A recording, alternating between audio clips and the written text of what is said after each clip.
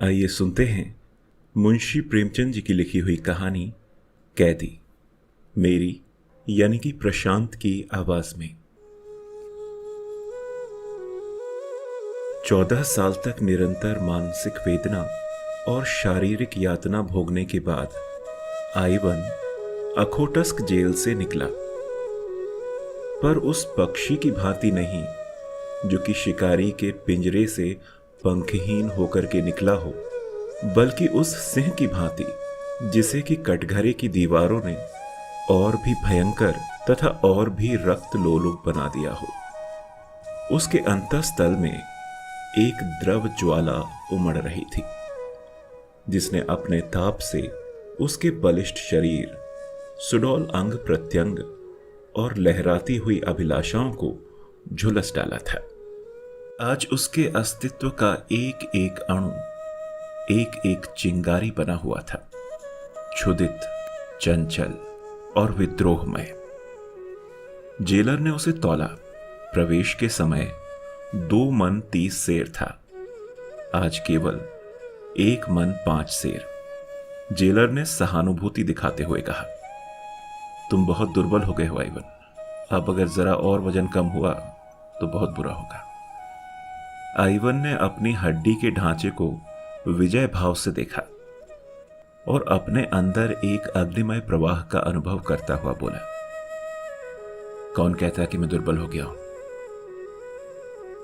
अरे तुम खुद तो देख ही रहे हो, दिल की आग जब तक बुझेगी नहीं, आइवन नहीं मरेगा। मिस्टर जेलर 100 साल तक नहीं मरेगा, विश्वास रखिएगा। आइवन इसी प्रकार की बहकी बहकी बातें किया करता था, इसलिए जेलर ने ज्यादा परवाह नहीं की। सब उसे अर्ध विक्षिप्त समझते थे। कुछ लिखा पढ़ी हो जाने के बाद में उसके कपड़े और पुस्तकें मंगवाई गईं, पर वे सारे सूट अब उसे उतारे हुए से लगते थे। कोटों की जेबों में कई नोट निकले, कई नकद रूबेल। उसने सब कुछ वहीं जेल के वार्डनों और निम्न कर्मचारियों को दे दिया, मानो कि जैसे उसे कोई राज्य का सिंहासन मिल गया हो। जेलर ने कहा, अरे यह नहीं हो सकता आइवन, तुम सरकारी आदमियों को रिश्वत नहीं दे सकते। आइवन साधु भाव से हंसा। अरे यह रिश्वत नहीं है मिस्टर जेलर, इन्हें रिश्वत देकर के अब मुझे क्या फायदा है? आप ये अगर अप्रसन्न भी होंगे तो मेरा क्या बिगाड़ लेंगे, और प्रसन्न होकर के मुझे क्या दे देंगे? यह तो उन कृपाओं का धन्यवाद दे रहा हूं कि जिनके बिना 14 साल तो क्या, मेरा यहां 14 घंटे रहना असह्य हो जाता। जब वह जेल के फाटक से निकला तो जेलर और सारे कर्मचारी उसके पीछे उसे मोटर तक पहुंचाने को चले। 15 साल पहले आइवन मॉस्को के संपन्न और संभ्रांत कुल का दीपक था। उसने विद्यालय में ऊंची शिक्षा पाई थी, खेल में अभ्यस्त था, निर्भीक था, उदार और सहृदय था, लेकिन आईने की भांति निर्मल, शील का पुतला, दुर्बलों की रक्षा के लिए जान पर खेल जाने वाला, जिसकी हिम्मत संकट के सामने नंगी तलवार हो जाती। उसके साथ हेलन नाम की एक युवती भी पढ़ती थी, जिस पर विद्यालय के सारे युवक प्राण दिया करते थे। वह जितनी रूपवती थी उतनी ही तेज भी थी, बड़ी कल्पनाशील, पर अपने मनोभावों को ताले में बंद करके रखने वाली। आइवन में उसे ऐसा क्या दिख गया कि वह उसकी ओर आकर्षित हो गई, यह कहना जरा कठिन है। दोनों में लेश मात्र भी सामंजस्य नहीं था। आइवन सैर और शराब का प्रेमी था और हेलन कविता, संगीत और नृत्य पर जान देती थी। आइवन की निगाह में रुपए केवल इसलिए थे कि दोनों हाथों से उड़ाए जाएं। हेलन अत्यंत कृपण थी। आइवन को लेक्चर हॉल कारागार लगता था। हेलन इसी सागर की मछली थी, पर कदाचित वह विभिन्नता ही उनमें एक स्वाभाविक आकर्षण बन गई, जिसने अंत में विकल प्रेम का रूप ले लिया। आइवन ने उससे विवाह का प्रस्ताव किया और उसने भी स्वीकार कर लिया और दोनों किसी शुभ मुहूर्त में पाणी ग्रहण करके सुहाग रात बिताने के लिए किसी पहाड़ी जगह पर जाने के मंसूबे बांध रहे थे कि सहसा राजनीतिक संग्राम ने उन्हें अपनी ओर खींच लिया। हेलेन पहले से ही राष्ट्रवादियों की ओर झुकी हुई थी। आइवन वो भी उसी रंग में रंग उठा। खानदान का तो रईस था और उसके लिए प्रजा पक्ष लेना एक महान तपस्या थी। इसलिए जब कभी वह संग्राम में हताश हो जाता तो हेलेन उसकी हिम्मत बंधाती थी और आइवन उसके स्नेह और अनुराग से प्रभावित होकर के अपनी दुर्बलता पर लज्जित हो जाता था।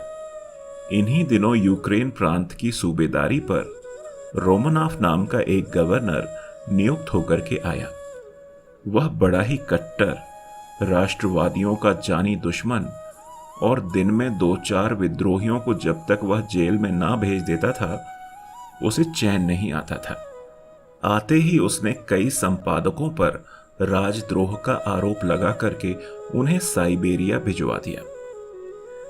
कृषकों की सभाएं तोड़ दी, नगर की म्युनिसिपैलिटी को तोड़ दिया और जब जनता ने अपना रोष प्रकट करने के लिए जलसे किए तो पुलिस से भीड़ पर गोलियां चलवा दी, जिससे कि कई बेगुनाहों की जान चली गई। मार्शल लॉ जारी कर दिया गया। सारे नगर में हाहाकार मच गया। लोग मारे डर के घरों से नहीं निकलते थे क्योंकि पुलिस हर एक घर की तलाशी लेती थी और उसे पीटती थी। हेलेन ने कठोर मुद्रा से कहा, यह अंधेर अब नहीं देखा जाता आइवन, इसका कुछ उपाय करना चाहिए। आइवन ने प्रश्न भरी आंखों से देखा। उपाय? अरे हम क्या कर सकते हैं? हेलेन ने उसकी जड़ता पर खिन्न होकर के कहा, तुम कहते हो हम क्या कर सकते हैं?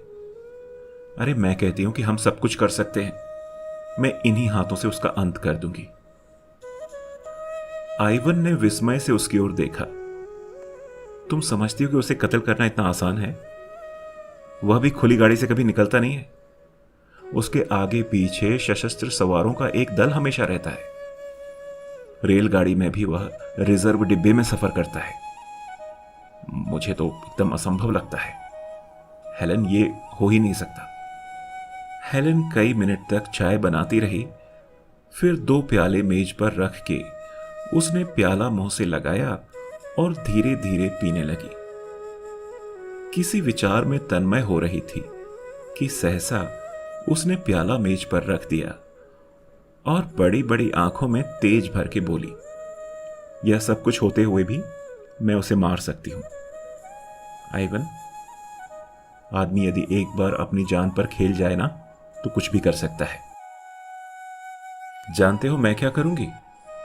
मैं उसको राहो रसम पैदा करूंगी, उसका विश्वास प्राप्त करूंगी, उसे इस भ्रांति में डालूंगी कि मुझे उससे प्रेम हो गया है। मनुष्य कितना ही हृदयहीन हो, उसके हृदय में किसी न किसी कोने में पराग की भांति रस छिपा होता है। मैं तो समझती हूं कि रोमनाफ की भी यह दमन नीति उसकी अवरुद्ध अभिलाषा की गांठ है और कुछ नहीं। किसी मायाविनी के प्रेम में असफल होकर के उसके हृदय का रस रेत सूख गया है। वहां रस का संचार करना होगा और किसी युवती का मधुर शब्द, एक सरल मुस्कान भी जादू का काम करेगी। ऐसों को तो वह चुटकियों में अपने पैरों पर गिरा सकती है। तुम जैसे सैलानियों को रिझाना इससे कहीं कठिन है। अगर तुम यह स्वीकार करते हो कि मैं रूपहीन नहीं हूं तो मैं तुम्हें विश्वास दिलाती हूं कि मेरा कार्य सफल होगा। बताओ, मैं रूपवती हूं कि नहीं हूं? उसने तिरछी आंखों से आइवन की ओर देखा। आइवन इस भाव विलास पर मुग्ध होकर के बोला, तुम मुझसे पूछती हो हेलेन? मैं तो तुम्हें संसार की। हेलेन ने उसकी बात काट कर कहा, अगर तुम ऐसा समझते हो तो तुम मूर्ख हो आइवन। इस नगर में नहीं, हमारे विद्यालय में नहीं, मुझसे कहीं रूपवती बालिकाएं मौजूद हैं। हां, तुम इतना ही कह सकते हो कि मैं बदसूरत नहीं हूं। क्या तुम समझते हो कि मैं संसार की सबसे रूपवान युवती हूं? क्या तुम ये समझते हो कि मैं तुम्हें संसार का सबसे रूपवान युवक समझती हूं? कभी नहीं। मैं ऐसे एक नहीं 100 नाम गिना सकती हूं जो कि चेहरे मोहरे में तुमसे कहीं बढ़कर है। मगर तुम में कोई ऐसी वस्तु है जो कि तुम ही में है, और वह मुझे और कहीं नजर नहीं आती। तो मेरा कार्यक्रम सुनो। 1 महीने तो मुझे उससे मेल करते लगेगा, फिर वह मेरे साथ में सैर करने निकलेगा, और तब एक दिन हम और वह दोनों रात को पार्क में जाएंगे और तालाब के किनारे बेंच पर बैठेंगे। तुम उसी वक्त रिवॉल्वर लिए आ जाना, और वहीं पृथ्वी उसके बोझ से हल्की हो जाएगी, जैसा कि हम पहले भी कर चुके हैं। आइवन एक रईस घर का लड़का था और क्रांतिमय राजनीति से उसका कोई हार्दिक प्रेम नहीं था। हेलन के प्रभाव से कुछ मानसिक सहानुभूति अवश्य पैदा हो गई थी, और मानसिक सहानुभूति प्राणी को संकट में नहीं डालती। उसने प्रकट रूप से तो कोई आपत्ति नहीं की, लेकिन कुछ स्निग्ध भाव से बोला, यह तो सोचो हेलन, इस तरह की हत्या कोई मानुष्य काम है क्या? हेलन ने तीखेपन से कहा, जो दूसरों के साथ में मानुष्य व्यवहार नहीं करता, उसके साथ में हम क्यों मानुष्य व्यवहार करें? क्या वह सूर्य के भांति प्रकट नहीं है कि आज सैकड़ों परिवार इस राक्षस के हाथों तबाह हो रहे हैं? कौन जानता है इसके हाथ में कितने बेगुनाहों का खून हो। ऐसे व्यक्ति के साथ किसी तरह की रियायत करना असंगत है। तुम न जाने क्यों इतने ठंडे हो। मैं तो उसके दुष्टाचार को देखती हूं तो मेरा रक्त खौलने लगता है। सच कहती हूं, जिस वक्त उसकी सवारी निकलती है ना, मेरी बोटी बोटी हिंसा के आवेग से कांपने लगती है। अगर मेरे सामने कोई उसकी खाल भी खींच लेना तो मुझे दया नहीं आएगी। अगर तुम में इसका साहस नहीं है ना, तो कोई हर्ज नहीं है, मैं खुद सब कुछ कर लूंगी। और हां, देख लेना मैं कैसे उस कुत्ते को जहन्नुम पहुंचाती हूं। हेलन का मुखमंडल हिंसा के आवेग से लाल हो गया था। आइवन ने लज्जित होकर कहा, अरे अरे नहीं नहीं, ऐसी बात नहीं है हेलन। मेरा यह आशय नहीं था कि इस काम में तुम्हें मैं सहयोग ना दूंगा। मुझे आज मालूम हुआ कि तुम्हारी आत्मा देश की दुर्दशा के लिए कितनी विकल है, लेकिन मैं फिर यही कहूंगा कि यह काम इतना आसान नहीं है और हमें बड़ी सावधानी से काम लेना पड़ेगा। हेलन ने उसके कंधों पर हाथ रखकर कहा, तुम इसकी कुछ चिंता ना करो आइवन। संसार में मेरे लिए जो वस्तु सबसे प्यारी है ना, उसे दांव पर रखते हुए क्या मैं सावधानी से काम नहीं लूंगी?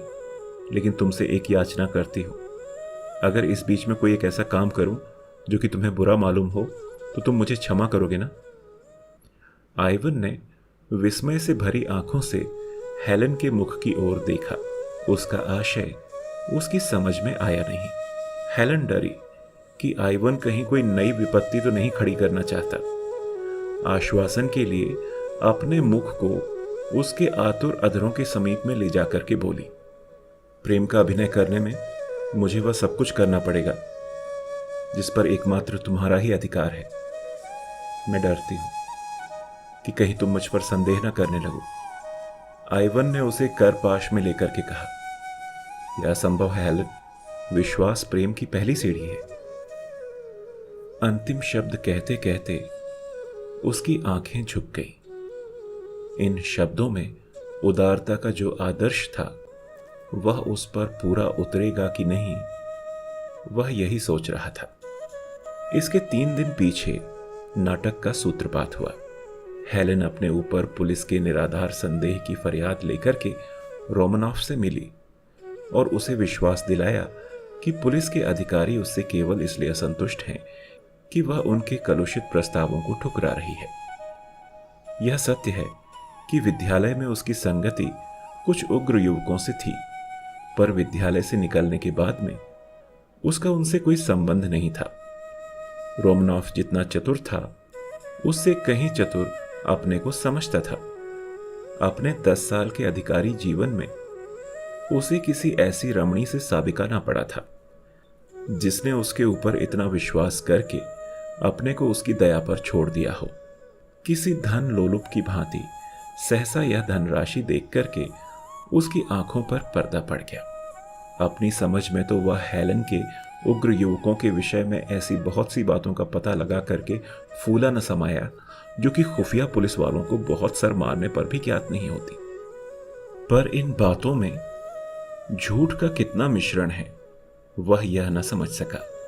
इस आधा घंटे में एक युवती ने एक अनुभवी अफसर को अपने रूप की मदिरा से उन्मत्त कर दिया था। जब हेलन चलने लगी तो रोमनॉफ ने कुर्सी से खड़े होकर के कहा, मुझे आशा है कि यह हमारी आखिरी मुलाकात तो नहीं होगी। हेलन ने हाथ बढ़ाकर कहा, हुजूर ने जिस सौजन्य से मेरी विपत्ति कथा सुनी उसके लिए मैं आपको धन्यवाद देती हूं। कल आप तीसरे पहर यहीं चाय पीजिएगा। रब्त जब्त बढ़ने लगा। हेलन आकर के रोज की बातें आइवन से कह करके सुनाती थी। रोमनॉफ जितना बदनाम है उतना बुरा नहीं है। वह बड़ा ही रसिक, संगीत और कला का प्रेमी और शील तथा विनय की मूर्ति है। इन थोड़े ही दिनों में हेलन से उसकी घनिष्ठता हो गई थी और किसी अज्ञात रीति से नगर में पुलिस का अत्याचार भी कम होने लगा था। अंत में वह निश्चित तिथि आ गई थी। आइवन और हेलन दिन भर बैठे बैठे इसी प्रश्न पर विचार करते रहे। आइवन का मन आज बहुत ही चंचल हो रहा था। कभी अकारण ही हंसने लगता था और कभी अनायास ही रो पड़ता था। शंका, प्रतीक्षा और किसी अज्ञात चिंता ने उसके मनोसागर को इतना अशांत कर दिया था कि उसमें भावों की नौकाएं डगमगा रही थीं। न मार्ग का पता था न दिशा का। हेलन भी आज बहुत चिंतित और गंभीर थी। आज के लिए उसने पहले से ही सजीले वस्त्र बनवा करके रखे थे। रूप को अलंकृत करने के लिए न जाने किन किन विधानों का प्रयोग कर रही थी, पर इसमें किसी योद्धा का उत्साह नहीं था, कायर का कंपन था। सहसा आइवन ने आंखों में आंसू भरकर कहा, तुम आज इतनी मायाविनी हो गई हो हेलन कि मुझे न जाने क्यों तुमसे डर लग रहा है। हेलन मुस्कुराई। उस मुस्कान में करुणा भरी हुई थी। मनुष्य को कभी कभी कितने ही अप्रिय कर्तव्यों का पालन करना पड़ता है। आइवन, आज मैं सुधा से विष का काम लेने जा रही हूं। अलंकार का ऐसा दुरुपयोग तुमने कहीं और देखा है? आइवन उड़े हुए मन से बोला, इसी को राष्ट्र जीवन कहते हैं। यह राष्ट्र जीवन है या कि नरक है? मगर संसार में अभी कुछ दिन और इसकी जरूरत होगी। यह अवस्था जितनी जल्दी बदल जाए उतना ही अच्छा है। पासा पलट चुका था। आइवन ने गर्म होकर के कहा, अत्याचारियों को संसार में फलने फूलने दिया जाए, जिससे एक दिन इनके कांटों के मारे पृथ्वी पर कहीं खड़े होने की जगह ना बचे। हेलन ने कोई जवाब नहीं दिया, पर उसके मन में जो अवसाद उत्पन्न हो गया था वह उसके मुख पर झलक रहा था। राष्ट्र उसकी दृष्टि में सर्वोपरि था। उसके सामने व्यक्ति का कोई मूल्य नहीं था। अगर इस समय उसका मन किसी कारण से दुर्बल हो भी रहा था तो उसे खोल देने का उसमें साहस नहीं था। दोनों गले मिलकर के विदा हुए। कौन जाने यह अंतिम ही दर्शन हो। दोनों के दिल भारी थे और आंखें सजल थीं। आइवन ने उत्साह के साथ में कहा, मैं ठीक समय पर पहुंच जाऊंगा। हेलन ने कोई जवाब नहीं दिया। आइवन ने फिर से अनुरोध किया, खुदा से मेरे लिए दुआ करना हेलन। हेलन ने जैसे रोते हुए गले से कहा, मुझे खुदा पर भरोसा नहीं है, लेकिन मुझे तो है। कब से? जब से मौत मेरी आंखों के सामने खड़ी हो गई थी। वह वेग के साथ चला गया। संध्या हो गई थी और 2 घंटे के बाद ही उस कठिन परीक्षा का समय आ जाएगा जिससे उसके प्राण कांप रहे थे।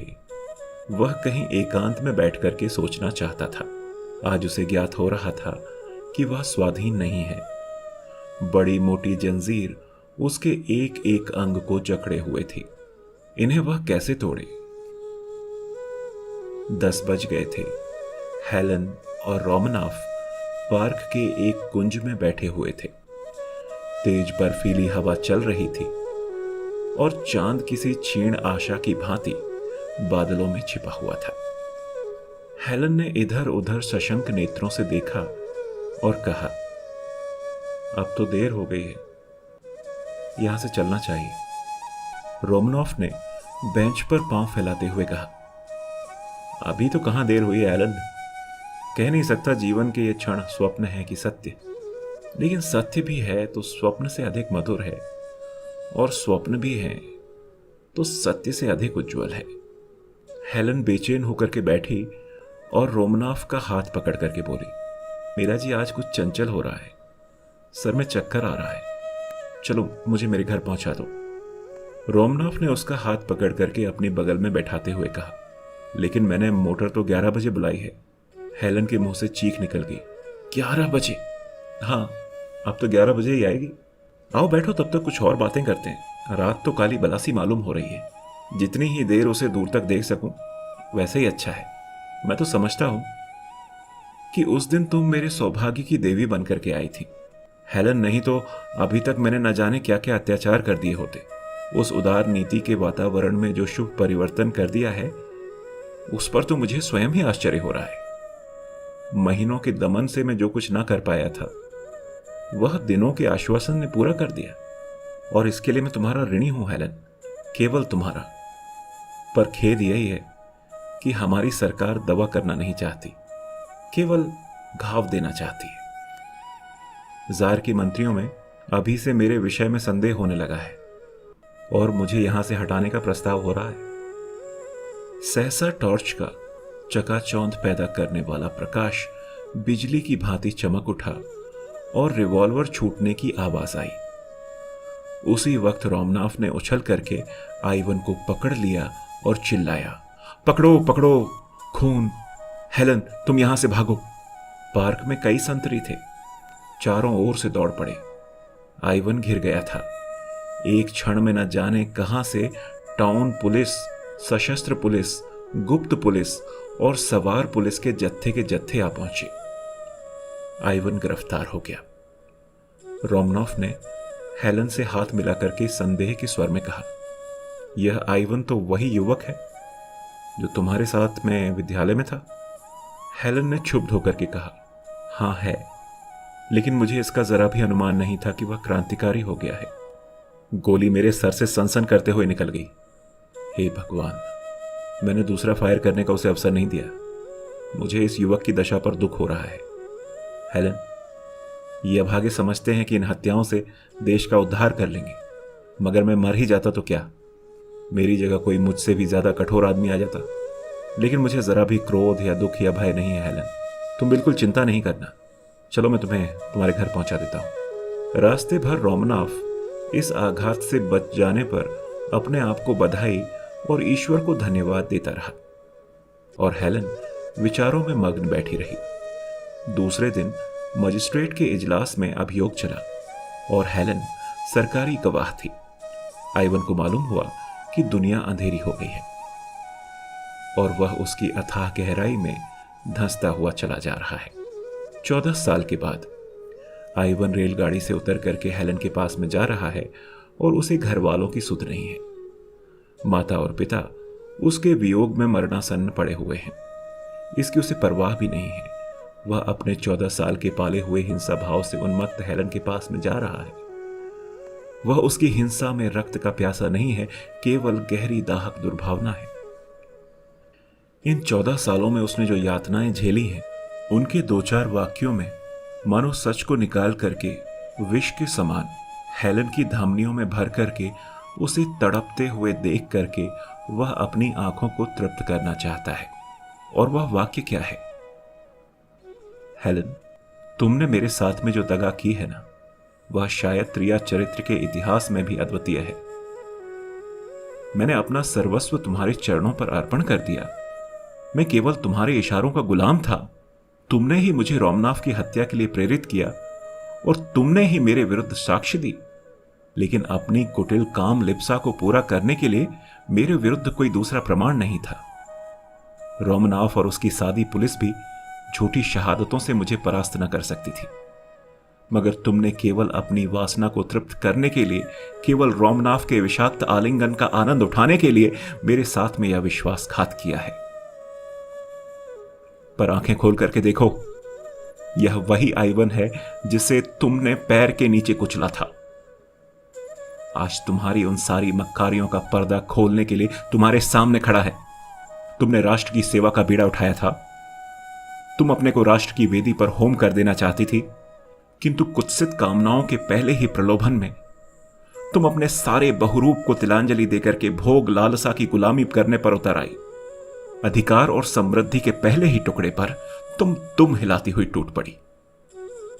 धिक्कार है तुम्हारी इस भोग लिप्सा को, तुम्हारे इस कुत्सित जीवन को।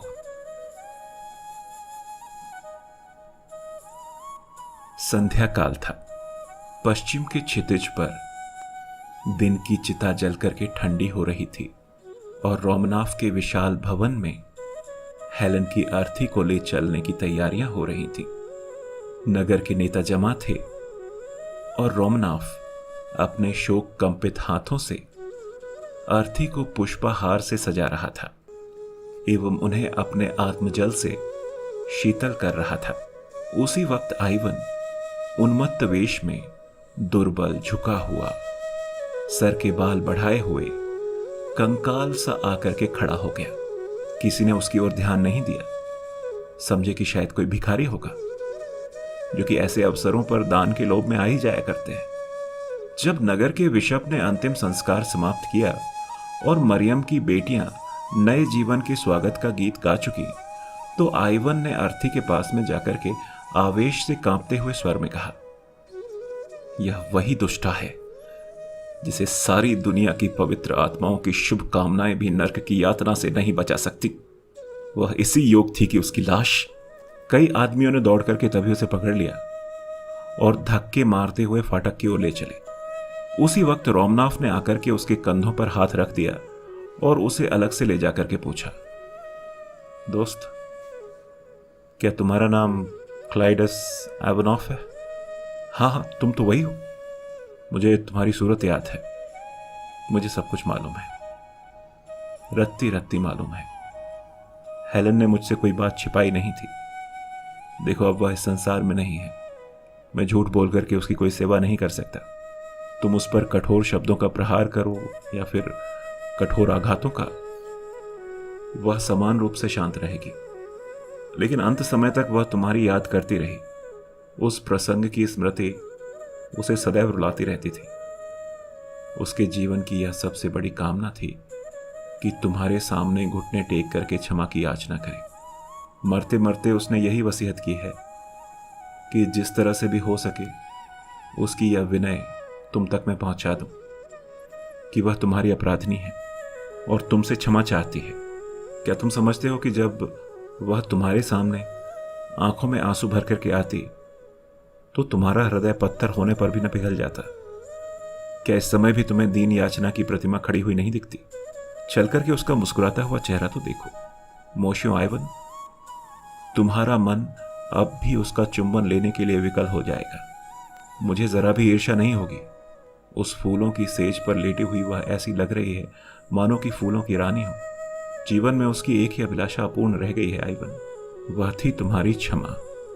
जिसे कि एक बार तुमने प्यार किया था, उसकी अंतिम अभिलाषा को तुम उपेक्षा नहीं कर सकते। उसने आइवन का हाथ पकड़ा और सैकड़ों कौतूहलपूर्ण नेत्रों के सामने उसे लिए हुए अर्थी के पास में आया और ताबूत का ऊपरी तख्ता हटा करके हेलन का शांत मुखमंडल उसे दिखा दिया। उस निस्पंद निश्चेष्ट निर्विकार छवि को मृत्यु ने एक दैवीय गरिमा सी प्रदान कर दी थी, मानो कि स्वर्ग की सारी विभूतियां उसका स्वागत कर रही हैं। आइवन की कुटिल आंखों में एक दिव्य ज्योति सी चमक उठी और वह दृश्य सामने खिंच गया जब उसने हेलन को प्रेम से आलिंगित किया था और अपने हृदय के सारे अनुराग और उल्लास को पुष्पों में गूंथ करके उसके गले में डाल दिया था। उसे जान पड़ा कि वह सब कुछ जो उसके सामने हो रहा है स्वप्न है और एकाएक उसकी आंखें खुल गईं और वह उसी भांति हेलन को अपनी छाती से लगाए हुए है। उस आत्मानंद के एक एक क्षण के लिए क्या वह फिर 14 साल का कारावास झेलने के लिए तैयार ना हो जाएगा? क्या अब भी उसके जीवन की सबसे सुखद घड़ियां वही नहीं थी जो कि हेलन के साथ में गुजरी थी? और क्या उन घड़ियों के अनुपम आनंद को वह इन 14 सालों में कभी भूल सका था? उसके ताबूत के पास में बैठ करके श्रद्धा से कांपते हुए कंठ से उसने प्रार्थना की, हे ईश्वर, तू मेरे प्राणों से प्रिय हेलन को अपनी क्षमा के दामन में ले ले। और जब वह ताबूत को कंधों पर लिए हुए चला तो उसकी आत्मा लज्जित थी। अपनी संकीर्णता पर, अपनी उद्विग्नता पर, अपनी नीचता पर, और जब ताबूत कब्र में रख दिया गया तो वह वहां बैठ करके न जाने कब तक रोता रहा।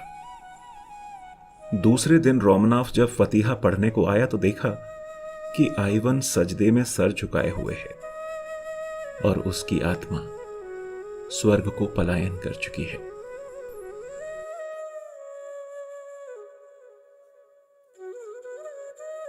तो यह थी मुंशी प्रेमचंद जी की लिखी हुई कहानी कैदी। यह कहानी रशिया में और यूक्रेन के आसपास के एरिया में ये बेस्ड कहानी है। वैसे ही नाम है और वैसा ही एक पृष्ठभूमि है और वहाँ के बारे में एक ये कहानी है। एक कपल है जिसमें औरत उसको बोलती है कि जो अत्याचारी है उसको मारना है, और उसके लिए ये दोनों मिलकर के प्लान बनाते हैं और ये उसको, लड़के को इंस्पायर करती है उसको मारने के लिए। लेकिन बाद में उसको लगता है कि हाँ, वो तो सिर्फ एक चेहरा ही है, जो एक एडमिनिस्ट्रेशन है वो चाहता है कि ऐसे लोगों को दबा करके रखा जाए। और अक्सर यही होता है कि एक जो सिस्टम होता है उसी में बुराइयां होती हैं, और जो लोग पदों पर बैठे होते हैं वो सिर्फ उसके चेहरे मात्र हैं। उसको हटा दिया जाए, कोई और आ जाता है, लेकिन सिस्टम जैसा है वैसा ही चलता रहता है।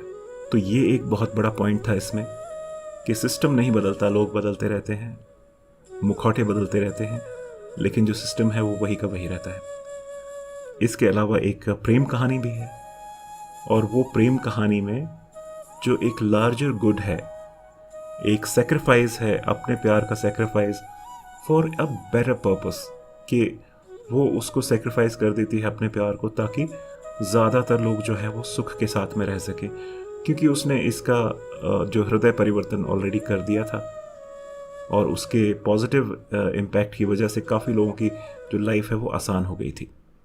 तो बहुत अच्छी कहानी थी और सुनाने में बहुत मज़ा आया। आपको अगर सुनने में अच्छी लगती है तो लाइक करें, शेयर करें, सब्सक्राइब करें, and thank you for listening.